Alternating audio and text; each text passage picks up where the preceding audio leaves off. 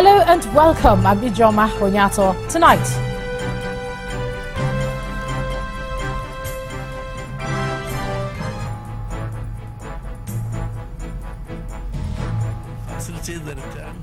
I'm not going to demand any apology from anybody. What I'm demanding is the return of assets. President Buhari reprised British Prime Minister, "I don't want apology, return our assets," he says. At last, federal government deregulates downstream petroleum sector, benchmarked new price of petrol at 145 naira per litre. Ogun State's two-day investment forum ends. Governor Amosu promises improved policies to attract investors. And over 90 people killed as car bomb blast rocks Iraqi capital, Baghdad. On business news tonight, Nigeria's crude oil output nears lowest level in 22 years as Shell shuts down key pipeline. On sports news tonight, Africa's football ruling body CAF approves new formats for continental club competitions starting from 2017.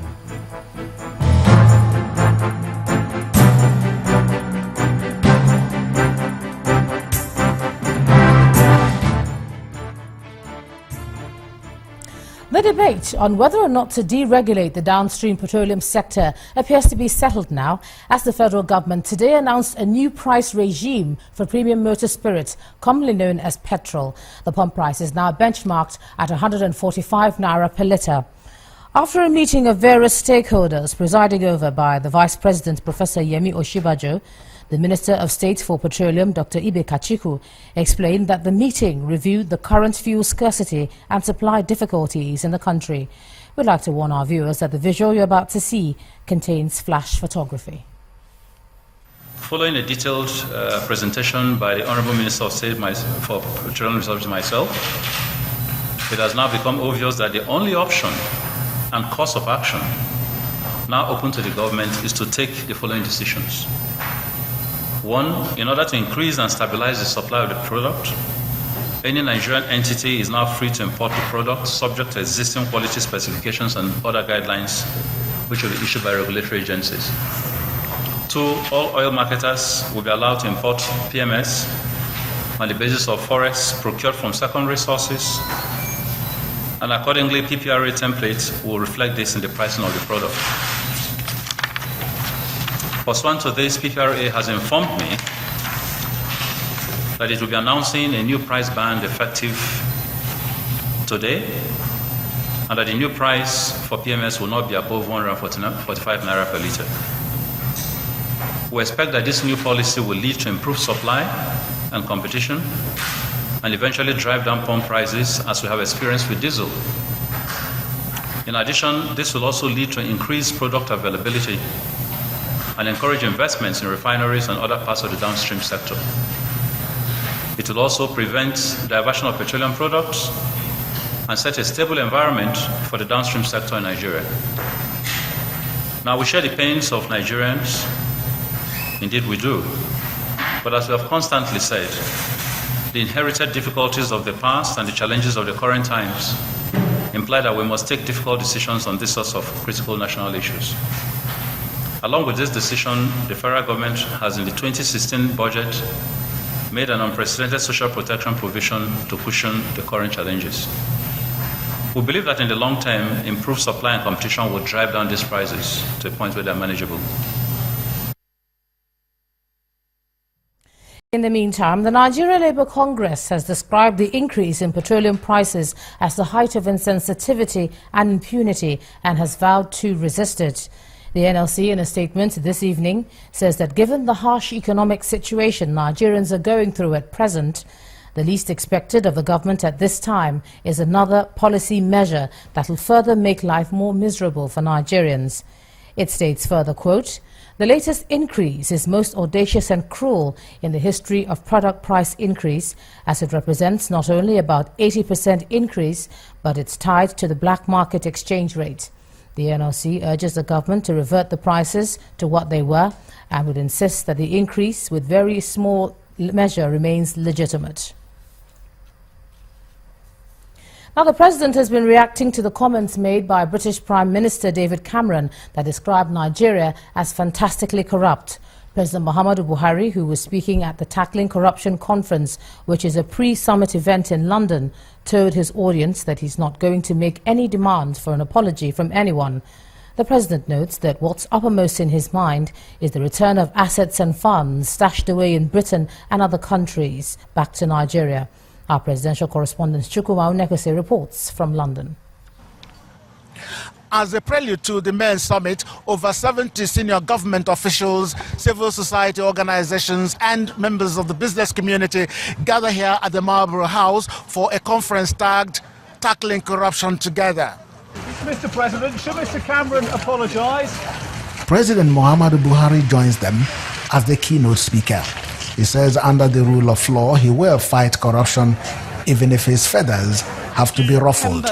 He wants the repatriation of corrupt proceeds and calls for international anti-corruption infrastructure to trace and return stolen funds.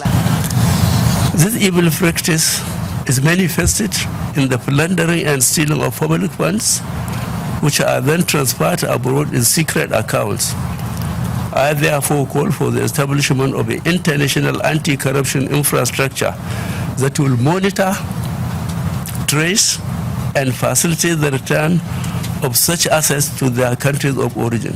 It turns out to be an interactive session, and many would want to know if the Nigerian president will demand an apology from the British Prime Minister over his sweeping statement about corruption in Nigeria.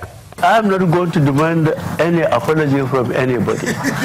What I'm demanding is the return of assets.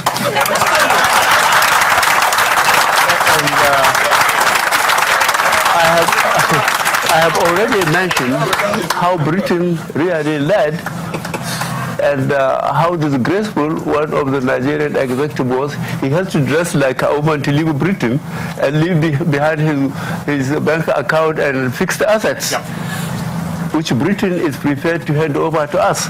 This is what I'm asking for. What would I do with apology? I need something tangible. The president's speech also elicited reactions from some prominent Nigerians at the conference. I think the president spoke well on the efforts being made by the government to tackle corruption in Nigeria, except that some of us will have wanted him to join issues with the British Prime Minister, Mr. David Cameron. But I think during the question and answer session, he was able to address that the insulting comment by Mr. Cameron yesterday, when the president said it's not really demanding an apology. All he wants is a commitment that the looted wealth of our country, where a house in the United Kingdom will be returned to Nigeria. And for me, I think that is enough. And I think that is some food for thought for the British government. It's very important for us to come together in a day like this, because the fight against corruption cannot be done by one person. Nobody has a monopoly of knowledge to fight corruption. Speaker after speaker say that endemic corruption can be wiped out. According to them, corruption is man-made and it is within man's capability to end it. Hence the gathering in London. Chukwuma Onekose in London for Channels Television News. Meanwhile, members of the House of Commons have questioned Mr. Cameron on remarks he made during a conversation with Queen Elizabeth, suggesting Nigeria and Afghanistan are fantastically corrupt. The comments have so far dominated the build-up to a global anti-corruption summit, which Mr. Cameron is hosting tomorrow, which President Muhammadu Buhari is attending.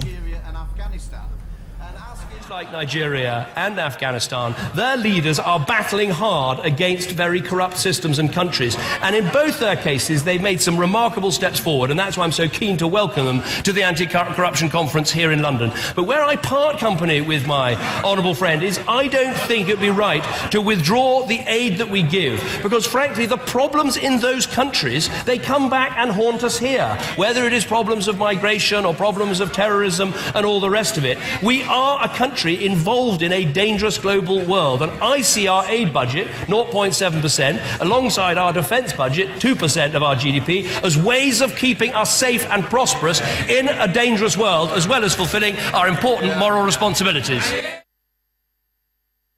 British Prime Minister David Cameron. In part 2, after the break, former Chief of Air Staff Air Marshal Muhammad Umar pleads not guilty to a 7-count charge of money laundering. That's in a moment. Do join us again.